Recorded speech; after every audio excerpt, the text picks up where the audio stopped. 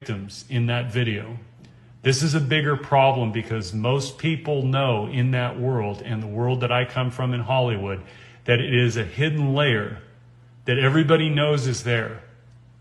When the Me Too movement started in 2017, I reached out to several of my female actress friends who were prominent in LA. You would know them by name. Many of them you would know by just their look, because you go, oh, that was her in that movie or that movie. And I said, well, what about the children? What about the children?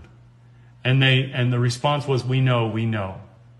But they were silent on it. And it destroyed me because it destroyed my illusion of what rights, human rights were, children's rights were. This is a child abuse system that we have been living in for a very long time, and it's been allowed to go on.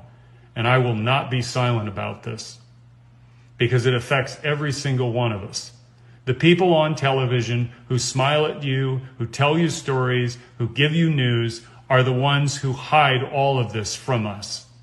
They are not talking about the real issues. They are distracting you with division issues.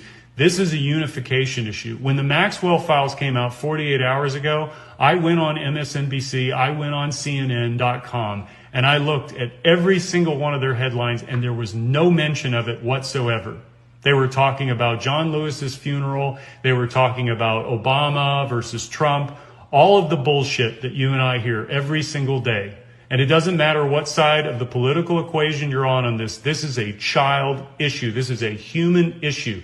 This is not a political issue. It has nothing to do with left versus right, Democrat versus Republican, liberal versus conservative, or anything you are or you identify with as in between.